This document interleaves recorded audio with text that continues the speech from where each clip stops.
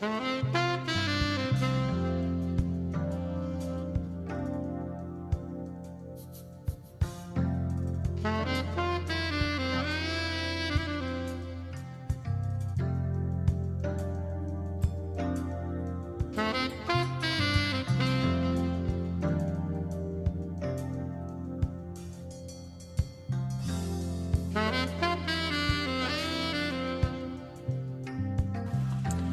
are listening to this message from Jesus Pavilion, part of the RCCG network. We hope God will meet your need after listening to this message.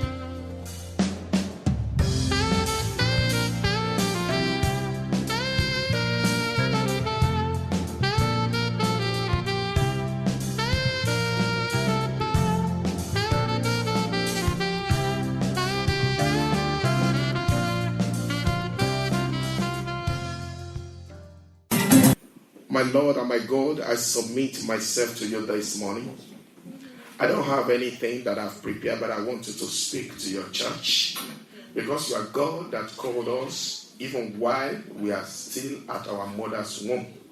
And in this time, we need more of you in our life. To move closer to you, to understand your voice, and to be able to run with the vision that you are giving us. Have your way, O Lord. Well, thank you. We are the womb of the beginning of the month of February. We speak to this month that every package that are meant for us, that has our label and name, will reach our hand in the name of Jesus. Thank you, our Lord, our God. In Jesus' holy name we pray. Amen. And the people of the Lord say, Amen. Amen and amen. I want to quickly share. I'm not the one teaching for the whole month, but it's just a snippet into as many times as God allowed me to come to this pulpit to speak. I will be continuing on this until we all have understanding of this. I call it the challenge or the truth of the cross of Jesus Christ. The challenge or the truth of the cross of Jesus Christ. Turn with me in your Bible, if you have one, to 1 Corinthians chapter 1, verse 18 to 24. 1 Corinthians chapter 1, verses 18 to 24. The message of the cross is foolish to those who are headed for destruction. But we who are being saved know it is the very power of God. And the scripture says, I will destroy the wisdom of the wise and discard the intelligence of the intelligent. So where does this leave the philosophers, the scholars, and the world brilliant debaters? God has made the wisdom of this world look foolish. Since God in his wisdom saw to it that the world will never know him through human wisdom, he has used our foolish preaching to save those who believe. It is foolish to the Jews who ask for signs from heaven. It is foolish to the Greeks who seek human wisdom. So when we preach that Christ was crucified, the Jews are offended. The Gentiles say it is all nonsense. But to those who are called by God to salvation, both Jews and Gentiles, Christ is the power of God and the wisdom of God. Actually, this should have actually been titled The Offending or the Offended of the Cross. Cross is the symbol of Christianity and not the crown. Without cross, there is no Christianity. The only thing that believers have in common, in every church you go, either you say the church does not even believe in Jesus, is something that you will see, which is the cross. And that is one thing that unites us. That is one thing that we have in common. Everywhere you go, in every church or community, Christians love to display the love they have for cross by wearing it as a pendant on their chains. And now it became an offense to so many organizations because people are now being identified as a believer. Many organizations, if you are with me and you are very, very current, you will realize how many people have been sacked because they wear the cross at work. Or how many people have made the sign of the cross and they have lost their job. Why? And that is because people just cannot appreciate the magnitude of what Jesus did for us, for you and I. The cross of Christ comforts us with the truth. And that is what human beings don't like. We don't like the truth because the cross confronts us with the truth. Number one, what is the truth? The truth about sin. That's number one truth. Sincerity. The Roman cross itself was instrument devised by the Persian and later adopted by the Roman to punish the wrongdoing against the government of the day. So when you see the wood that is being made as a cross, it wasn't actually the Roman that invented it, was the Persian. But the Roman soldier, because they ruled the world, they adopted it as a sign for everybody under their colony to see that somebody is being punished for a wrongdoing against their government. So the truth is, whenever you see anybody on the cross, you know that this is a sinner. He has committed a sin. As a matter of fact, those condemned to the cross are to wear a placard defining their crime. If you are a thief, they will say, this is a robber. If you are a husband snatcher, they will put whatever crime you have committed in it, and you put it on your neck when you are going to get nailed to the cross. And that nail will be put on top of your cross after some time, so that placard will be put there to be able to identify the sin that you have done. And that is what we call crucifixion. Why do they do that? They want you to be aware that there is no sin that will not go unpunished, except what they haven't seen, or when you are not get caught yet, or yet caught. So the cross of Christ also reveals our wrongdoing, not crime against a human government, but crime against the sovereign God of the universe himself. And these crimes are called sin. Because if there is no sin, Jesus does not need to die on the cross. In fact, he doesn't even need to come to planet Earth to come and preach, to come and save, to come and carry your sin and my sin upon our neck. These are the kind of message that church has refused to preach these days. The only thing we do in church is to dance. And we bring the worldly song into the church to come and serve our God. And we say we are carrying our body. And we turn it into a song and people dance and sweat. That is not all what Christianity is all about. It isn't. Praise God.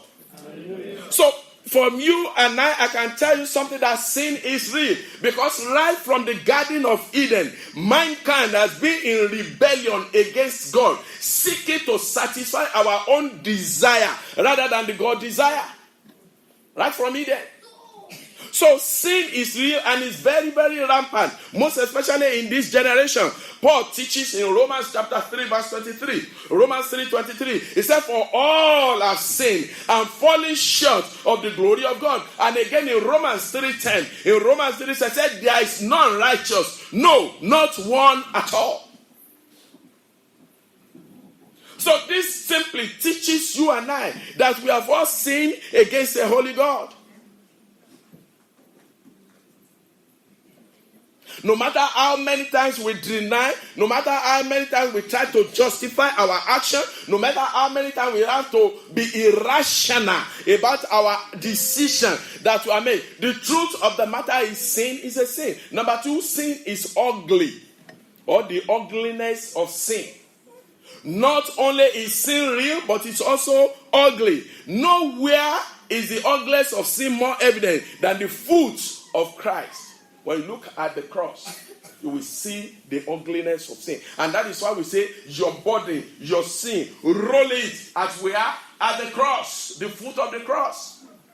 Because somebody has paid a price for your freedom, for my freedom.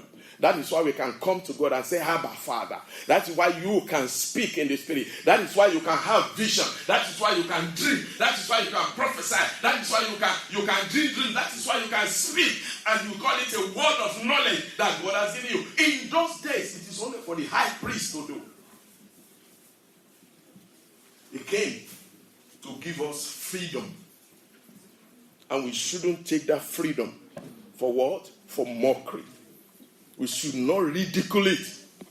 Number 3, sins as a consequence. The cross of Christ also revealed to us that sin has its consequences. As the Roman cross was a vivid message to all that if you commit a sin against any Roman, there will be heavy price to pay. So the cross should send us a message, not a fashion message, but a message to say that I wear this cross with pride because somebody paid for me. Somebody set me free. That is the reason why I'm wearing it. If you ask many believers, why do you wear what you wear? They don't know. They can't tell you. They just say, because I'm a Christian and I just love the cross. That is why. One of my sisters was wearing a cross and Jesus was on that cross. I said, remove that. Because Jesus is no more on the cross. You can just take that off and wear only the cross as a symbol of Christianity. He is already gone. So it's no more on the cross. Don't nail him back there the second time. With your action, with your attitude, with your ignorance. I don't know what God is preparing for us in this house this year, but I can see a kind of change that is going to come to our atmosphere. Amen.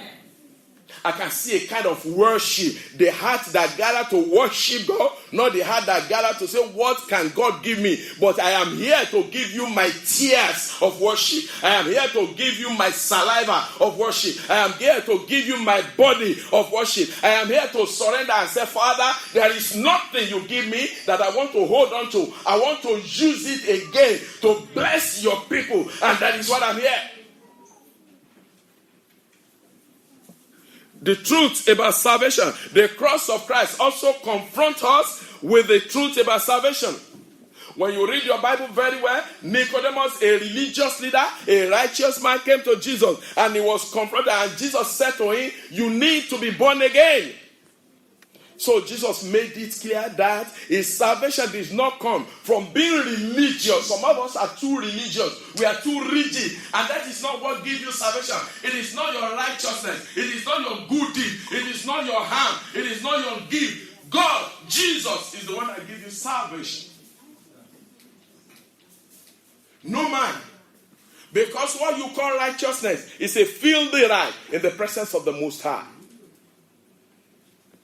The only way people could be healed of the deadly bite wound in the book of Numbers chapter 2, 21 verse 9. Numbers 21 verse 9. When God was punishing the nation of Israel, God had to tell Moses to make a bronze of a snake, and they lift it up. And he said, when the snake beats you, what you have to do is to look. If you are able to see the snake on the bronze, on that tree, then you will live. It's the same thing when you are able.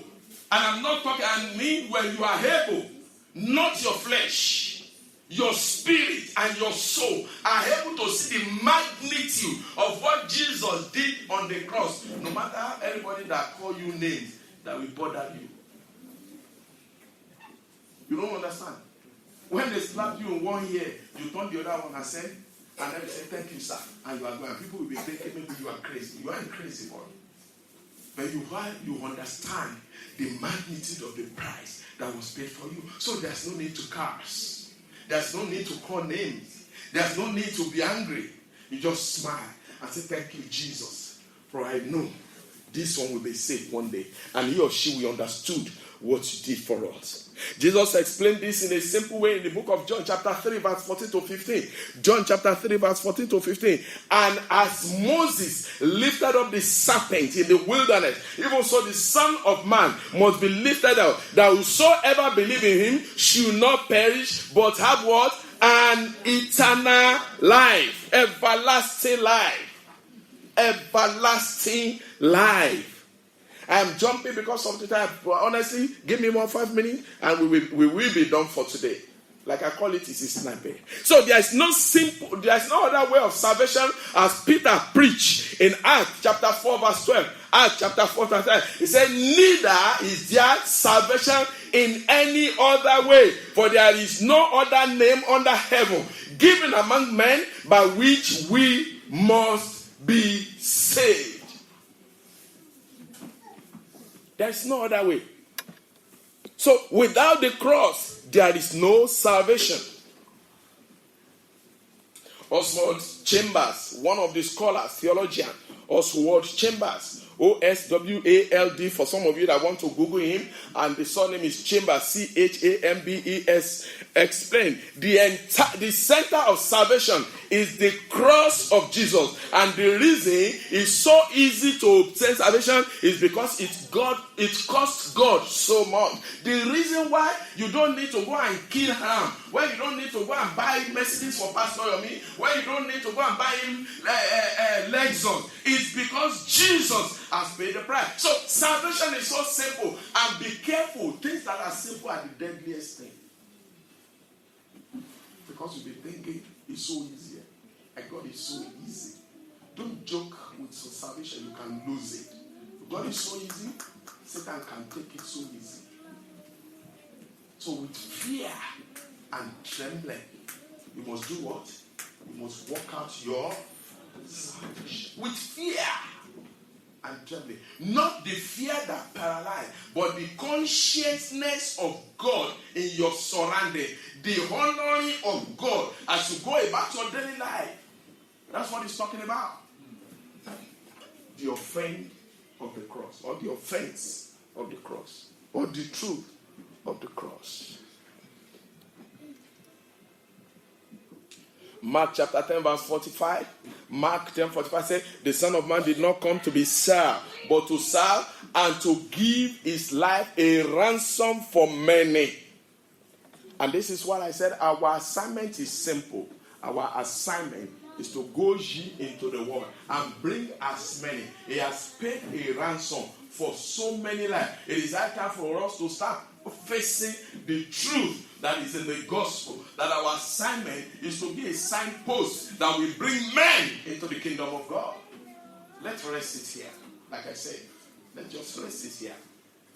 But can I ask you to search your conscience? Can I ask you, am I being a true disciple of Jesus? Am I nailing him to the cross by my attitude? When the boss is there, you will record the right time that you get to work. When the boss is nowhere, you will record the time that pleases you. What about Skyping? Does that glorify God? Skyping at work, does it glorify God? Because your workplace is so close to the shops you need, instead of waiting to the time that you are free or that the time you have finished work and go and do your shopping, you quickly say, I'm sneaking out, I'll be back. And you can even say it. People at work does not know the difference between you and them. They know that you go to church on a religious ground. But my friend, my brother, my sister, it is enough of us practicing religion. It is for us now to become a Christian, because the sign of Christianity is the cross. And cross is a symbol that is telling you that there is a punishment from every offense. And to live well. Can I just ask you to bow down your head and talk to God this morning? Make it right with him. That wherever, whatever, every area, point your finger to it, oh God. So that I can make a change. So that there will be a change in my life. Or maybe you are just doing this Pentecostal as a fashion parade. Your friend is born again, so you think you are there. But deep down, there's nothing that this born againism has taken from you. Can I just see your hand and let me just join my faith with yours so that we can do it right? If the trumpet should sound today, where are you going? Are you sure of where you are going? A woman of God said to my wife, said, I have seen my house in heaven. I know where I'm going. Can you honestly say you have seen your house in heaven? You know where you are going? If you want to rededicate your life, maybe the affairs of this world, the politics in the church has affected your love for Christ. So your first love is no more first love. Can I just see your hands? And you are saying, Pastor Yomi, please join your faith with mine. I want to be able to stand. Thank you for that hand. Please put it down, put it down, put it down. God sees you, God sees your hand. It's not about coming out. No. It's about making it right. My sister, my brother, just continue to pray and say, Father, today I want to make it right with you. Help me, oh God. Every area, point to it where I need your grace, where I need to work on, where I need to believe you more. Point your finger at it, oh God, so that my life, if the trumpet should sound today, I will be able to say, this is where I'm going, and I will be rejoicing. Just continue to pray. Continue to pray. Can I ask you to start bringing your prayer to a close? Time is not our friend. Just start bringing your prayer to a close. Father, we thank you for how far you have helped us this morning or this afternoon. We thank you for we know that the message of cross is not one Sunday or 20-minute message. It's a message of forever. Help Jesus Pavilion to be able to stretch more on this type of message that will bring people back to the kingdom. Your name will be glorified. Before the end of this year, we will look back and say, of the truth, the Lord has visited his people. In Jesus' name.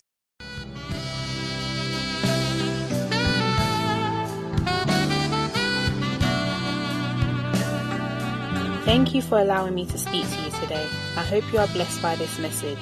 Visit our website for further information. You can also follow us on Twitter and like us on Facebook, or even subscribe free on YouTube. God bless you real good.